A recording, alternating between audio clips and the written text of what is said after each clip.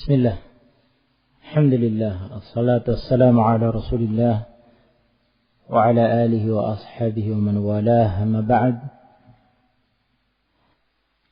Ayat berikutnya setelah ayat walillahi ma fis samawati wa ma fil ardi liyajziyal ladzina asa'u bima 'amilu wa yajziyal ladzina ahsanu bil husna, yang telah kita pelajari tafsirnya dengan kesimpulan dari ayat ini. Allah Subhanahu wa ta'ala yujazi al-musii'ina bil adli awil afwi wa yujazi al-muhsinin bil fadli. Allah Subhanahu wa ta'ala yujazi al-musii'in, membalas orang-orang yang berbuat jelek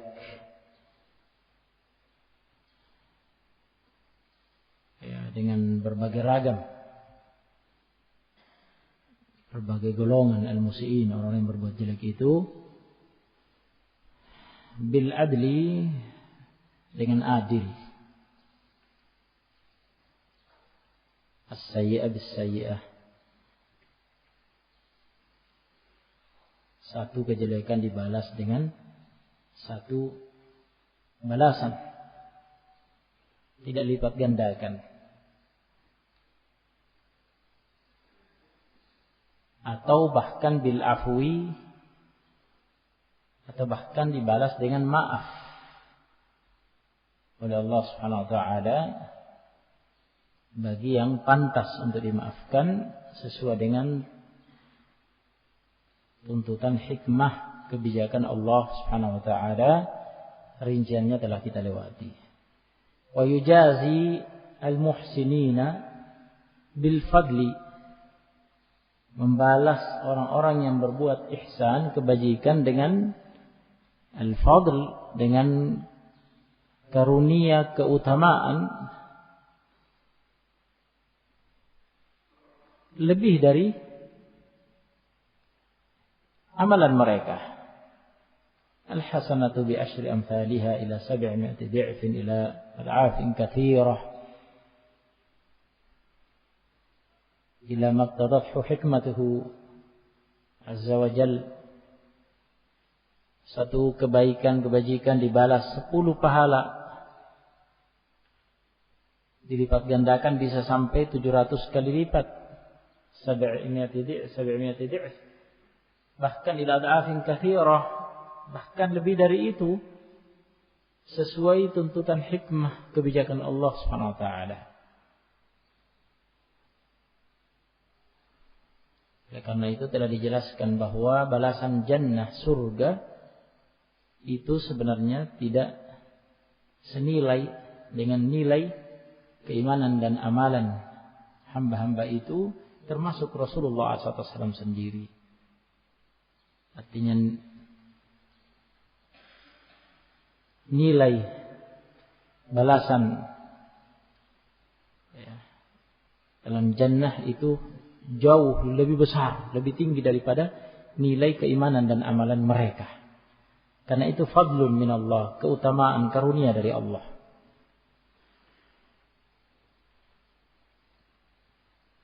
Nah, siapa mereka itu? Siapa mereka itu? Alladzina ahsanu wa yajzi alladzina ahsanu bil husna, yang Allah balas ya mereka dengan al-husna, dengan balasan yang lebih baik, dengan jannah, yaitu orang-orang yang berbuat ihsan. Siapa mereka orang yang berbuat ihsan?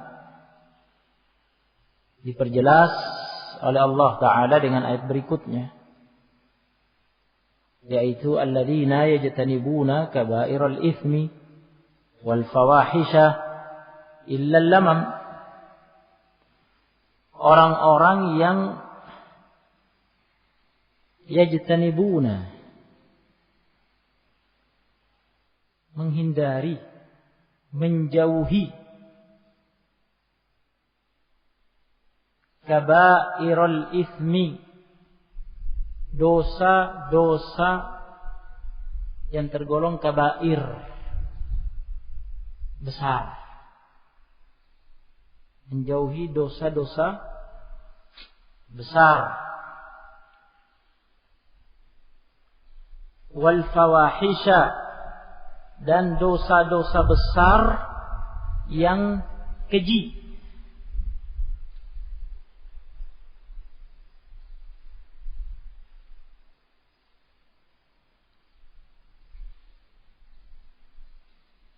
Artinya dosa-dosa besar itu bertingkat-tingkat. Dosa-dosa besar itu bertingkat-tingkat, kabair itu bertingkat-tingkat. Ada kabair yang disifati dengan fawahish. Fawahish jamak dari fahishah. Kabair jamak dari kabirah. Satu dosa besar, kabirah minal kabair. Kabair dosa-dosa besar. Satu perbuatan keji dari dosa besar itu yang disifati dengan keji, fahishah. Ya. Jika banyak fawahish. Jadi ada kabair yang tingkatannya sampai pada tingkatan fawahish, keji.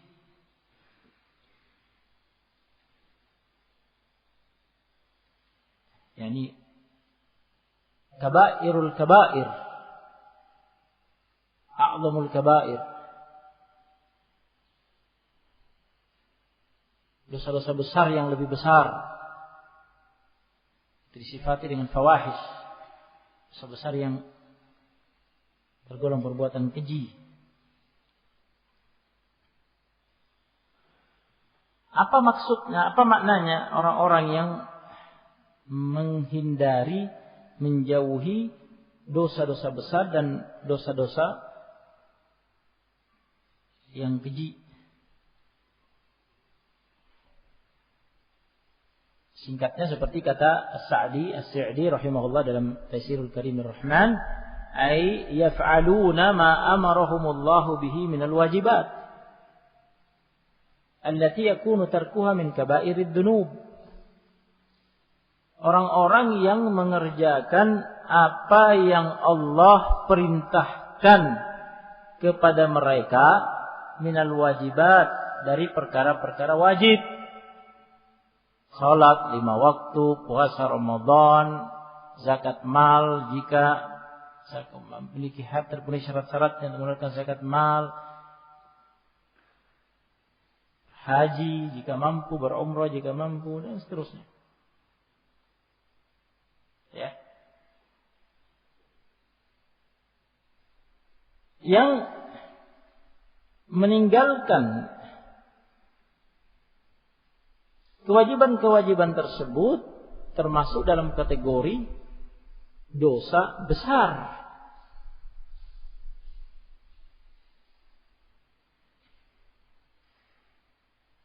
Melalaikan secara sengaja tanpa uzur satu solat fardu dari solat 5 waktu, dosa besar. Meninggalkan 1 hari dari puasa Ramadan, dosa besar. Tidak menaikkan zakat mal yang wajib dinaikkan, dosa besar. Dan semisalnya. Bahkan jika tidak sholat sama sekali, tidak pernah sholat sama sekali, ya, sampai-sampai diperselisihkan apakah dia murtad, melakukan kekufuran akbar, kufur besar yang membatalkan Islamnya, atau dia hanya fasik, pelaku dosa besar yang disifati dengan kufrun duna kufur, kufur asghar, disifati dengan kufur kecil yang sangat mengkhawatirkan, bisa menyeretnya kepada kufur akbar, dosa besar. Yang rajih kufur asghar, namun sangat berbahaya, bisa menyeretnya kepada kufur akbar. kepada kufur besar yang menjadikannya benar-benar kafir, murtad. Nah, itu gambarannya. Ya. Orang-orang yang menghindari dosa-dosa besar berarti mereka mengerjakan kewajiban-kewajiban itu dan tidak pernah melalaikannya. Tidak pernah melalaikan sholat satupun, puasa Ramadan satu hari pun, dan seterusnya. Wa yatrukuna al-muharramatil kaba'ira al-kibar wa yatrukuna al-muharramatil kibar. Dan mereka meninggalkan perkara-perkara haram yang dosanya besar.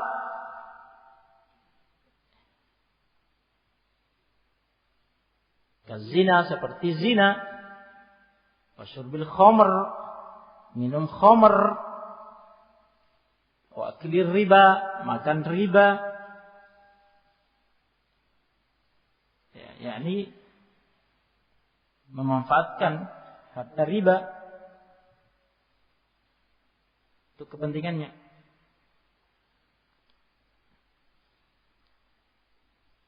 Wal qatl, membunuh jiwa yang terjaga jiwanya, darahnya dalam Islam. Wa nahwi dzalik, dan semisal dengan itu minadz dzunubil 'azimah, dari dosa-dosa yang besar. Apakah dosa besar itu dibatasi dengan jumlah? Ya. Jumlahnya dosa besar itu hanya sekian. Nah, atau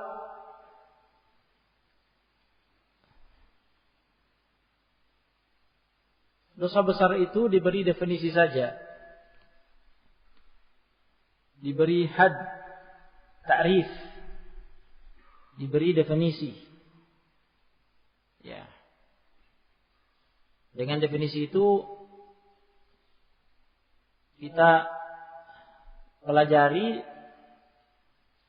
suatu dosa apabila masuk dalam definisi itu berarti dia dosa besar. Yang benar, dosa besar itu diberi definisi. Ya. Adapun misalnya sabda Nabi SAW mengatakan as-sab'ul mubiqat, ijtanibu as-sab'ul mubiqat, hindarilah, jauhilah 7 dosa besar yang membinasakan. Ya. Itu bukan pembatasan, tapi itu penyebutan contoh di antara dosa besar yang tergabung dalam 7 perkara yang disebutkan pada hadis itu, dan bukan berarti dibatasi dengan jumlah itu saja. Karena dosa besar itu banyak. Apa saja yang masuk dalam definisi itu maka dia tergolong dosa besar. Ulama mendefinisikan dosa besar itu dengan definisi setiap dosa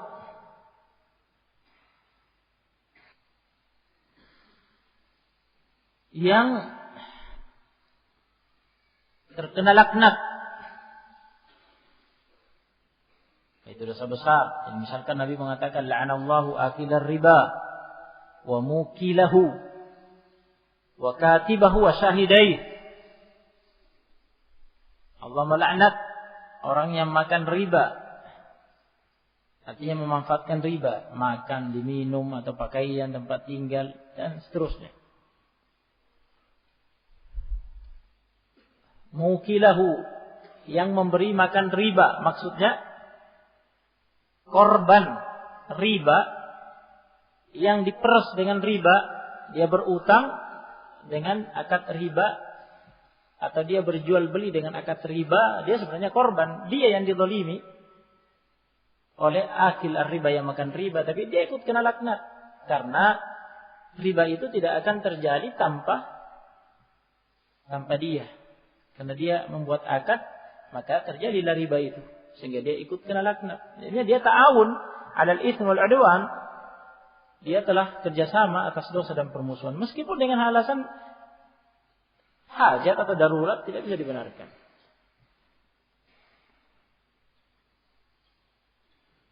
Dan semua yang ta'awun terlibat di situ. Katibahu yang menulis ya, yang mencatat. Wa syahidai, dua saksi yang menyaksikan akad riba itu. Kena laknat semua. Berarti semuanya pelaku dosa besar. Atau dia terkena murka Allah, ghadab, sakhab, murka Allah, terkena kemarahan Allah, kemurkaan Allah, terkena ghadab, kemarahan dan sakhab, kemurkaan Allah Subhanahu wa taala. Atau Nabi berlepas diri misalkan dari perbuatan itu.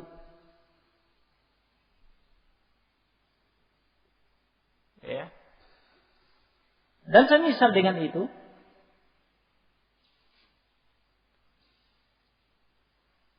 atau dikatakan bahwa dosa itu pelakunya tidak akan masuk dalam surga, jannah, tidak akan mencium bau jannah, atau diancam pelakunya itu dengan neraka.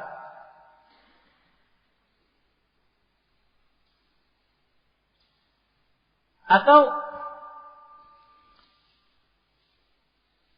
juga ditambahkan oleh sebagian ulama seperti Syekhul Islam Ibnu Taimiyah menambahkan jika dosa itu diancam, dosa itu terkena hukuman khusus di dunia. Tadi yang disebutkan diancam dengan neraka atau diancam tidak akan masuk dalam jannah, ini masuk dalam kategori, artinya setiap dosa yang terkena hukuman khusus di dunia atau hukuman di akhirat. Hukuman di akhirat ya dia tidak akan masuk jannah, tidak mencium bau surga, ya dia diancam masuk neraka. Hukuman di dunia terkena hukum had, misalkan dirajam, ya, diqisas, ya.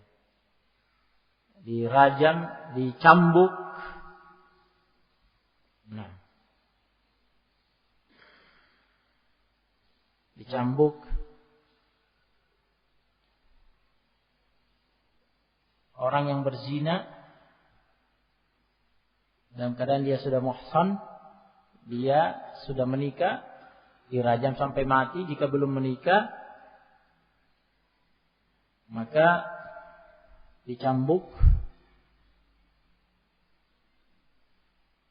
100 kali. Ya. Tetapi ada pembahasan di kalangan ulama dan ini dibahas oleh Ibnu Utsaimin di tafsir surat ini, bahwa seseorang yang berzina meskipun dia belum muhsan, belum menikah, tapi dia berzina dengan mahramnya.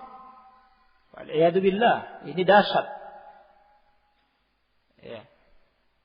Termasuk fawahish, keji, berzina dengan mahramnya.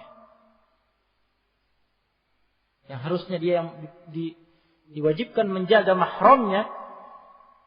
Sebagaimana kita tahu bahwa seorang wanita tidak boleh safar tanpa mahram, tidak boleh berduaan, berkhalwat kecuali dengan mahramnya. Nah, justru dia yang istilahnya pagar makan tanaman. Ini meskipun tidak muhsan, meskipun belum menikah, dirajam. Mendirajihkan Ibnu Utsaimin, dirajam sampai mati. Karena ini sangat berat. Ya, potong tangan, juga cambuk, cambuk apabila hukuman cambuk apabila menuduh ya muslim yang baik berzina tanpa bukti. Cambuk 80 kali. Ya termasuk. Ya. Besar-besar. Potong tangan bagi pencuri apabila yang dicuri itu sampai pada nilai yang dipersyaratkan terkena potong tangan. Ya, para perampok, ya, yang melakukan kerusakan di jalan-jalan, merampok, membunuh, merampok harta besar-besaran, ini semua dosa besar. Durhaka kepada kedua orang tua, dosa besar. Dan seterusnya. Dan seterusnya. Jika dosa itu ada ancamannya dengan hukuman khusus di dunia atau di akhirat, maka itu dosa besar. Nah, ini yang benar. Ini dipilih oleh para muhakkik. Ya. Di antaranya ini disebutkan oleh definisi dosa besar ini disebutkan oleh Al-Qurtubi dalam kitab Al-Mufhim. Al-Mufhim syarah terhadap kitab Sahih Muslim. Ini juga yang diikuti oleh Syekhul Islam Ibnu Taimiyah, termasuk Ibnu Utsaimin. Ya, dan yang lainnya.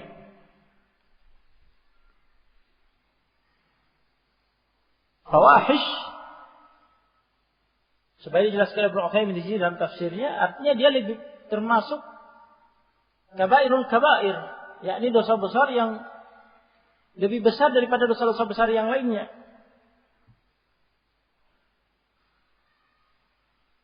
Wala taqrabuz zina innahu kana fahishatan.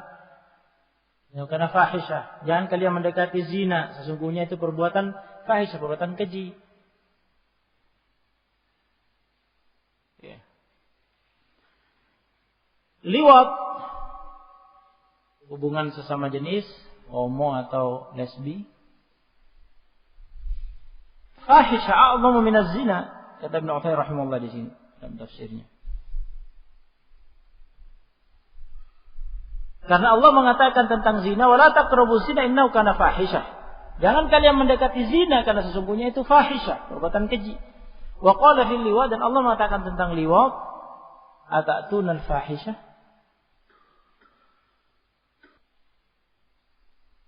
Ketika Nabi Lut memperingatkan kepada kaumnya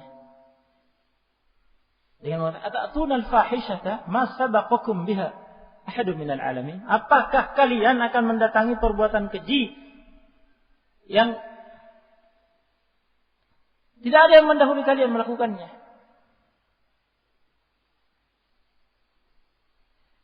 Yaitu diberi al.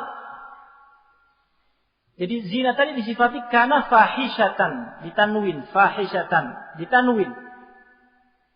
Sedangkan liwat itu al-fahish, atatuna al-fahishata, innakum latatuna al-fahishata, innakum latatuna al-fahishata. Diberi al-fahishah, lebih tegas,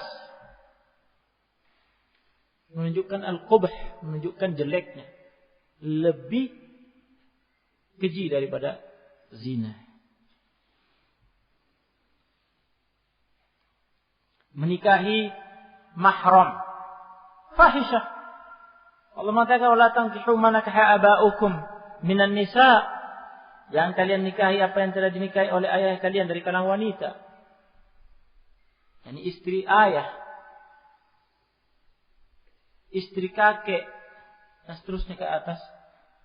Illa ma qad salaf, kecuali yang telah lewat dulu. Ya, sebelum tahu hukum. Sebelum datang hukum. Innahu kana fahishatan wa maqtan wa sa'a sabila. Disifati dengan 3. Karena sesungguhnya itu adalah perbuatan fahisyah, keji. Wa maqtan itu dibenci. Wa sa'a sabila, dan jelek jalannya. Zina secara umum hanya disifati dengan fahisyah.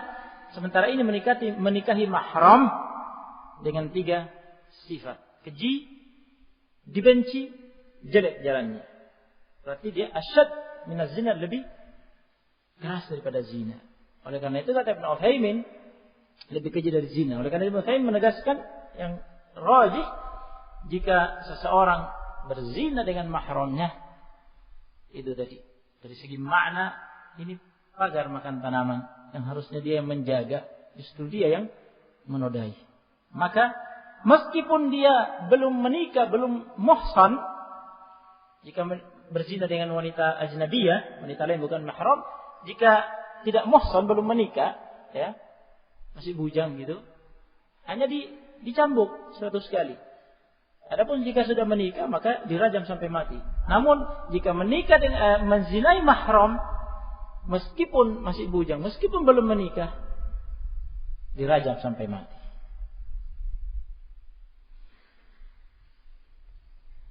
Karena itu lebih keji.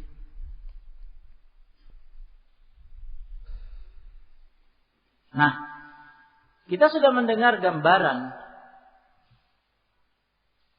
tentang kabair ad-dzunub, dan kabair ad-dzunub itu juga bertingkat-tingkat. Ada kabair, ada yang fawahish, disifati fawahish karena termasuk dosa-dosa besar yang lebih besar daripada yang lainnya, tergolong keji tingkatannya, dan gambarannya sudah kita dengar, ya, zina, liwat, lebih keji lagi. Selain itu adalah dosa-dosa kecil, saghair ad-dzunub. Satu dosa kecil, saghirah, saghair. Jumlahnya banyak, saghair.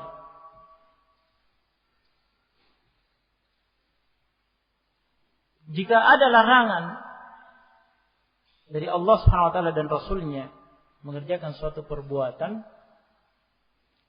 ya, yang menunjukkan itu diharamkan, tetapi tidak masuk dalam definisi tadi, tidak ada ancaman uqubah khassah, hukuman khusus di dunia atau di akhirat, tidak ada ya laknat atasnya, kemarahan Allah, murka Allah dan seterusnya tadi, tidak masuk dalam definisi itu, berarti dia hanya saghirah minas saghir, dia hanya dosa-dosa kecil. Seperti seorang pria memandang wanita ajnabiyah yang bukan mahramnya dengan syahwat.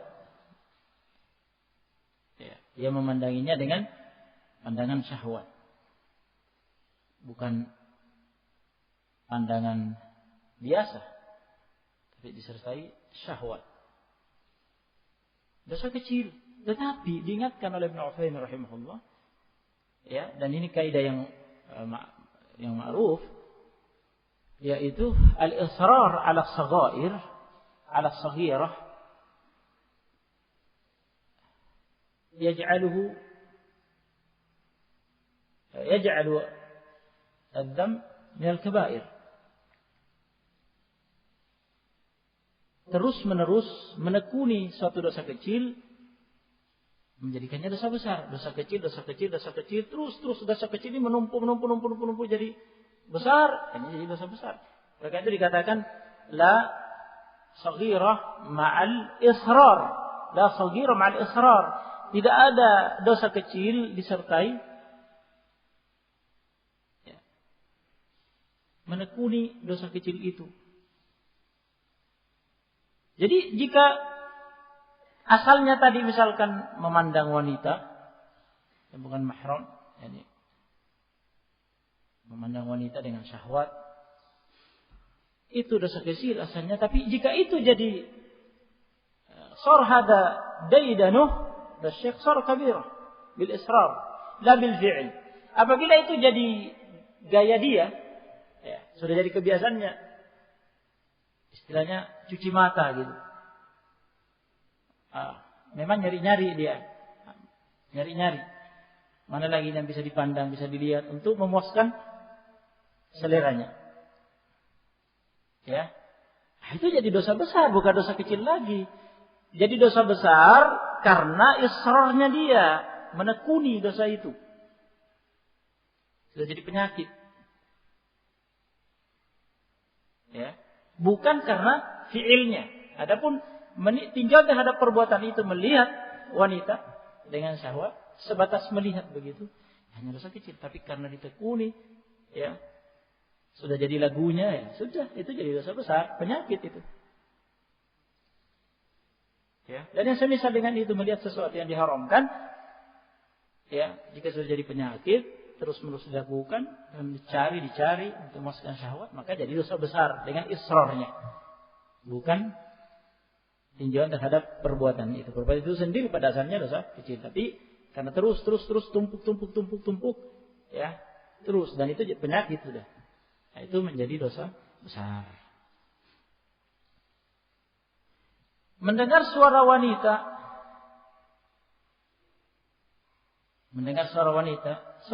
pada asalnya bukan aurat, ya, tetapi dilarang wanita itu bersuara dengan suara yang merdu, yang mendayu-dayu, yang memikat, yang memfitnah. Nah, contohkan oleh Syekh, mendengar suara wanita yang bukan mahram untuk memuaskan syahwat, yakni berlezat-lezat dengan mendengar suaranya, ya, asyik mendengar suaranya, dosa kecil, bukan dosa besar. Tapi jika itu jadi penyakit, israr, terus ditekuni, ya memang dia mencari siapa yang bisa diajak bincang, ya, bukan mahramnya, supaya bisa dengar suaranya, angkat telepon, ya, bisa mendengar suaranya, ya, untuk memuaskan pendengarannya, ya, dan syahwat, untuk menikmati suara wanita itu. Ini penyakit, nah, ini dosa besar, israrnya menjadikannya dosa besar. Nah, ini gambaran tentang dosa besar dan perbedaannya dengan dosa kecil. Nah, jadi mereka yang termasuk yang dibalas oleh Allah Subhanahu wa taala dengan al-husna, alladzina yajtanibuna kaba'iral itsmi wal fawahisha, yang menghindari dosa-dosa besar dan dosa-dosa yang keji. Yani baik itu memang bil fi'il, perbuatan itu yang tergolong dosa besar, definisi dosa besar terpatri padanya, ya. Ataukah pada asalnya itu dosa kecil tetapi dia menekuninya terus menerus, ya, israr, maka itu menjadi dosa besar. Nah, mereka yang berbuat kebajikan yang yang termasuk dalam makna ayat yang dibalas dengan husna adalah yang menghindari itu semua. Menghindari, ya, yang termasuk dalam kategori dosa besar dan dosa keji itu. Illal lamam. Ya, akan tetapi al-lamam, akan tetapi dia tidak bisa menghindari dosa kecil. Dosa kecil ada. Ini salah satu tafsirnya, ini yang lebih dekat. Ada tafsir lain mengatakan illal lamam, yakni illa qalilan minal kaba'ir, kecuali sedikit dari dosa besar dia kerjakan, terjerumus dalam satu dosa besar, tapi sedikit, tidak banyak, dan itu dia bertobat. Nah, lebih lengkapnya tentang al-lamam ini, ya, kita akan pelajari pada pertemuan berikutnya. Ya, tafsir yang pertama illa al-lamam, yakni istitsna munqati', perkecualian yang terputus, artinya illa di sini bermakna lakin. Akan tetapi al-lamam, akan tetapi dosa kecil dia tidak bisa menghindarinya. Dan itu terhapus dengan sholat 5 waktu dan seterusnya. Ya, tergugurkan dengan sholat 5 waktu dan kebaikan-kebaikan yang lainnya. Tafsir yang kedua, istitsnanya, perkecualiannya bersambung, ya, bersambung dengan pembahasan menghindari dosa-dosa besar dan dosa keji. Illal lamam, kecuali dosa kecil yang jumlahnya sedikit, dia tidak bisa hindari. Ya, pernah, ya, terjerumus sedikit dari dosa kecil, dari dosa besar. Illal lamam, kecuali dosa besar yang jumlahnya sedikit. Ya, berarti tidak banyak. Pernah terjerumus dalam dosa besar, tapi dia bertobat. Nah, baik. Nah, ini globalnya terkait dengan lamam, lengkapnya nanti insyaallah pada kelanjutan pada pertemuan berikutnya. Bismillahirrahmanirrahim wa aunih. Tafadhalu jazakumullahu khairan. Subhanallah bihamdika asyhadu an la ilaha illa anta astaghfiruka wa atubu ilaik.